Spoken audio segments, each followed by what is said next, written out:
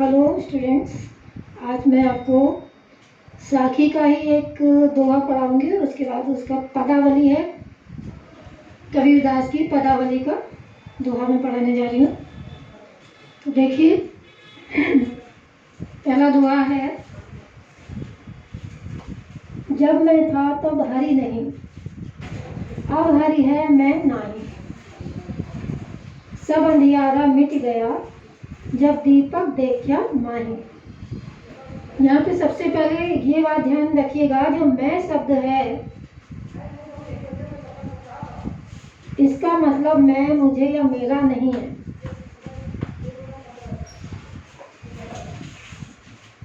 इस मैं शब्द का अर्थ है अहंकार। इस बात को अच्छे से ध्यान रखिएगा। अक्सर मैं को लोग मैं, मेरा, मुझे में समझते हैं, लेकिन यहाँ मैं शब्द का जो अर्थ है उसका मतलब है अहंकार, घमंड या प्राउड जिसे बोलते हैं। तो मैं शब्द का अर्थ है अहंकार। तो अब मैं व्याख्या करती हूँ साखी की, दोहे की। कबीरदास का कहना है कि अगर हमें ईश्वर को पाना है तो ईश्वर को पाने के लिए हमें सबसे पहले अपने अंदर जो अहंकार का भाव है उसे समाप्त करना होगा।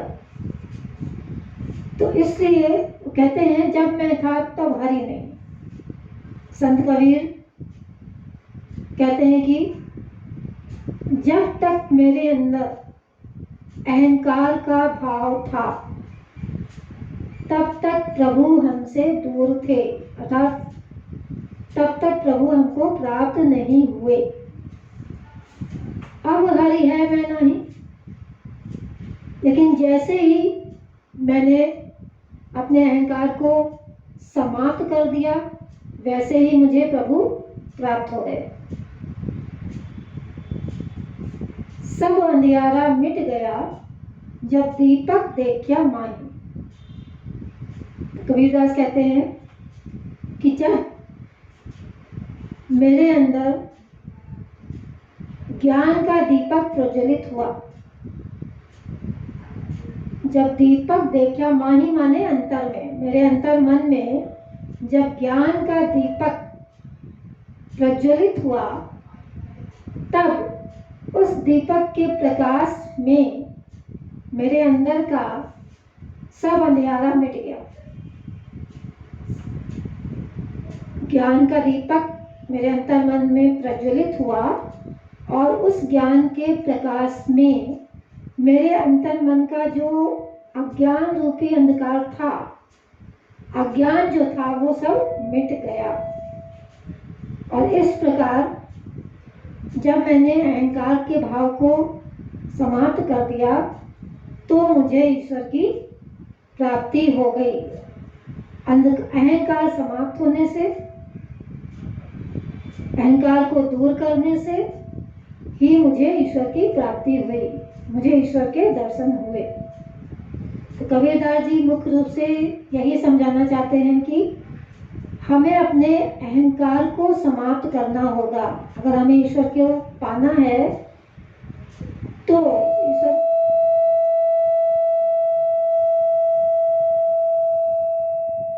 यदि हमें ईश्वर के दर्शन करने हैं तो अपने अंदर के अहंकार को हमें दूर करना होगा।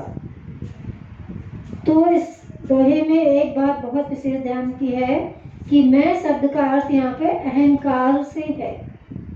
मैंने ये जो मैं शब्द था है इसका मतलब, मैं का मतलब है अहंकार। ठीक है। अब दोहे के, ये दोहा साखी से लिया गया है। अब आपका है कबीरदास की पदावली। पदावली में ये गेय पद है सर, गेय पद है ये पदावली में। और ये साखी कबीर ग्रंथावली से लिया गया है। कबीर ग्रंथावली में शब्द, उनकी रचना जो है शब्द में गेय पद है, तो शब्द से ये लिया गया है। साखी शब्द ये इसका संग्रह जो है ग्रंथावली में है, ग्रंथावली के शब्द से ये पदावली ली गई है। पदावली ये गेय पद है। तो देखते हैं यहाँ पे ये जो आप अभी पदावली हम पढ़ के आपको बताते हैं इस पदावली के दो अर्थ हैं। अनुक्ति के द्वारा कबीर ने जीवात्मा और परमात्मा के संबंध को बताया है, दूसरे के ऊपर रखकर। अनुक्ति अलंकार अपनी बात को कहने, सीधे सीधे ना कहकर दूसरे के ऊपर रख कर अपनी बात को कहना। तो यहाँ पर कबीर, संत कबीर ने अनुक्ति के माध्यम से आत्मा और परमात्मा के संबंध की बात कही है। देखते हैं, गे पद है ये पदावली। काहेरी नलनी तू कुमलानी। तो इसके दो अर्थ होंगे, एक तो नलिनी के संदर्भ में होगा और एक जीवात्मा के संदर्भ में। तो पहले मैं लाइन के अनुसार, इन पंक्तियों के अनुसार आपको नलिनी के अर्थ में पूरा अर्थ समझा देती हूँ, फिर उसके बाद उसको जीवात्मा के अर्थ में बताऊंगी। तो नलिनी के अर्थ में इसका अर्थ ये है कि काहेरी नलिनी तू कुमलानी। संत कबीर पूछते हैं कि हे नलिनी, तुम क्यों मुरझा गई हो? कुमलानी माने मुरझा जाना, कमल का फूल जो पुष्प होता है। तो काहेरी नलिनी तुम कुमलानी, तू कुमलानी, हे नलिनी, हे कमलनी, तुम क्यों मुरझा गई हो? तेरे ही नाल सरोवर पानी। तेरी नाल माने तेरी जड़ें तो सरोवर के पानी में है, तालाब के पानी में है, सरोवर के पानी में है, तब भी तुम मुरझा गई हो। जल में उत्पत्ति, जल से ही तुम्हारी उत्पत्ति होती है, जन्म होता है। जल में वास, जल में ही तुम स्थित रहती हो। जल में नलिनी तोर निवास। और हे नलिनी, हे कमलिनी, जल में ही समाप्त होने के बाद तुम जल में ही निवास माने जल में ही विलीन हो जाती हो। तो इस प्रकार जल में ही तुम्हारा पूरा जीवन है। तो ना तली तपती ना ऊपर आगी, क्योंकि तुम जल में स्थित हो, जल में तुम्हारा जन्म हुआ है, तो और जल में ही तुम स्थित हो। तो ना तली तपती, तो तल से, तल में जल ही जल है, तो ना तल से तुम तपोगी, ना तल से तुम्हें कोई कष्ट होगा, ना ऊपर आगी। और जल में रहने के कारण ऊपर की आग का भी तुम्हारे ऊपर कोई प्रभाव नहीं पड़ना है। तो रहे तू कहूँ कासन लागी। तो कबीरदास कहते हैं कि जब तुम जल में रहने के कारण ना तो तल में नीचे से तुम्हें कोई कष्ट है, ना ऊपर ही आगी, और ना ही तुम्हारे ऊपर कोई आग ऊपर से बरस रही है, फिर भी तुम मुरझा रही हो। तो वो पूछते हैं, तो रहे तू कहूँ कासन लागी, है तुम्हारे प्रेम, क्या तुम्हें किसी, कासनी माने किसी और से प्रेम हो गया है? अर्थात क्या कमलनी को सूर्य से प्रेम हो गया है? फिर को कहते हैं, कहीं कबीर जे उदित समान। कबीरदास जी कहते हैं कि जो सरोवर के समान है, उदित माने सरोवर या सागर, समुद्र, जो सरोवर, नलिनी के संबंध में कहा गया कि जो सरोवर के समान है, मतलब जो सरोवर में ही स्थित है। ते नहीं मुए हमारी जान। हमारी समझ में तो, हमारी जान माने समझ में, हमारी समझ में तो यही आता है कि वे कभी नहीं मरते अर्थात समाप्त नहीं होते। तो इस प्रकार ये जो पूरा अर्थ है नलिनी के संबंध में है, कमलिनी के अर्थ में। अब मैं पूरा एक बार से फिर से आपको बता देती हूँ कि कबीरदास पूछते हैं कि हे नलिनी, तुम क्यों मुरझा रही हो? तेरी ही नाल सरोवर पानी, तेरी जड़ें तो सरोवर के पानी में है। जल में उत्पत्ति, जल में से ही तुम उत्पन्न हुई हो। जल में वास, जल में ही स्थित रहती हो। जल में नलिनी तोर निवास, और हे नलिनी, समाप्त होने के बाद जल में ही तुम विलीन हो जाती हो। इस प्रकार जल में रहने के कारण ना तल तपती, ना तो तुम नीचे से तपती हो, कष्ट होता है तुम्हें, ना ऊपर ही आगी, ना ही तुम्हारे ऊपर आग बरसती है, लेकिन फिर भी तुम मुरझा रही हो। तो रहे तू कहूँ कासन लागी, क्या तुम्हें किसी और से प्रेम हो गया जो तुम इतना दुखी हो, इतना मुरझा रही हो?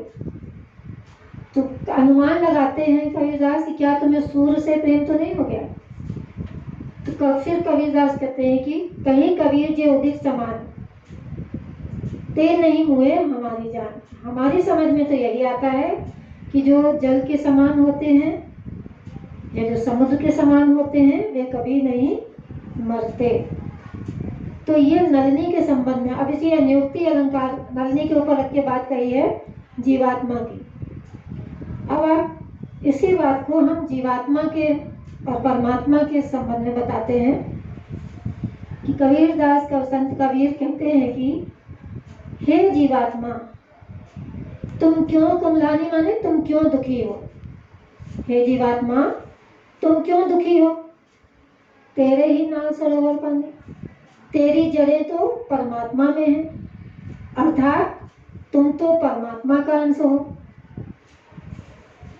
जल में उत्पत्ति जल में वास, परमात्मा से ही तुम्हारा जन्म हुआ है। जल में वास, परमात्मा में ही तुम स्थित हो। जल में नलिनी तो निवास, और मृत्यु के पश्चात हे जीवात्मा, तुम परमात्मा में ही जाकर विलीन हो जाओगी, वही तुम्हारा स्थायी निवास है।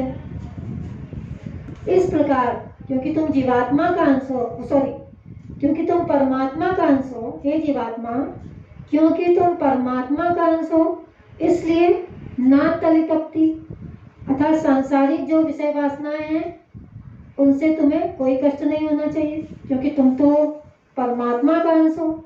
इसलिए ना तलितप्ति, तली माने नीचे, नीचे माने संसार। तुम संसार की विषय वासनाओं से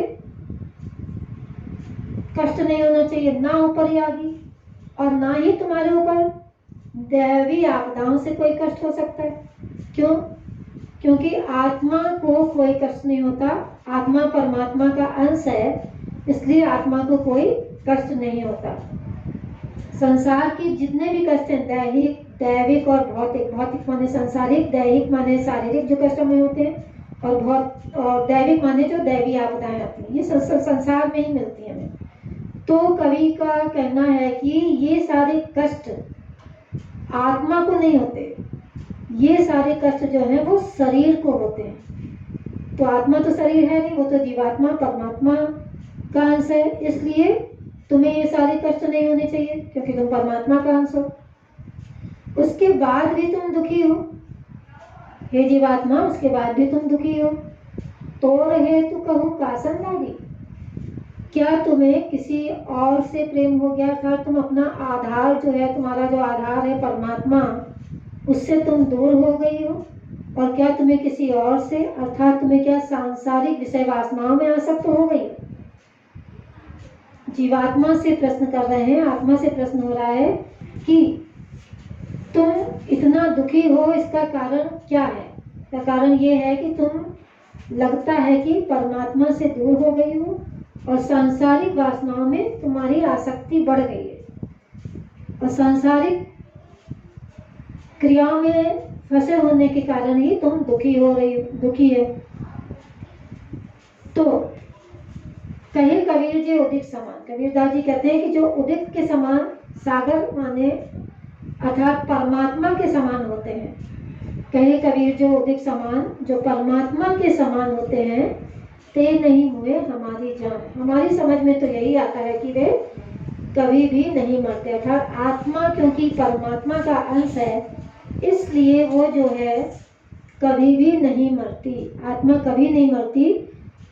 जितने भी जो कष्ट होते हैं वो शरीर को होते हैं, आत्मा को नहीं होते। इस प्रकार कबीर स्पष्ट करना चाहते हैं, क्योंकि आत्मा परमात्मा का अंश है, उसी से उत्पन्न हुई है, उसी में स्थित है, और मृत्यु के बाद जाकर उसी में जाके विलीन हो जानी है। इस कारण परमात्मा का अंश होने के कारण आत्मा को ये जो सांसारिक, दैविक और दैहिक कष्ट हैं वो नहीं होते, क्योंकि वो परमात्मा का अंश है। ये सारे जो कष्ट हैं शरीर को होते हैं, आत्मा को नहीं होते। उसके बाद भी अगर तुम दुखी हो तो इसका एक ही कारण है कि तुम अपना आधार जो है परमात्मा, उससे दूर हो गई हो, और यहाँ पे सांसारिक विषय वासनाओं में तुम्हारी आसक्ति बढ़ गई है, इसी कारण तुम दुखी हो। तो सांसारिक बंधनों में जो बंध जाता है वो इंसान दुखी रहने लगता है, उसे ईश्वर की प्राप्ति नहीं होती। तो इस तरह से यहाँ पर ये आपका ये पदावली का जो अर्थ है वो पूरा होता है।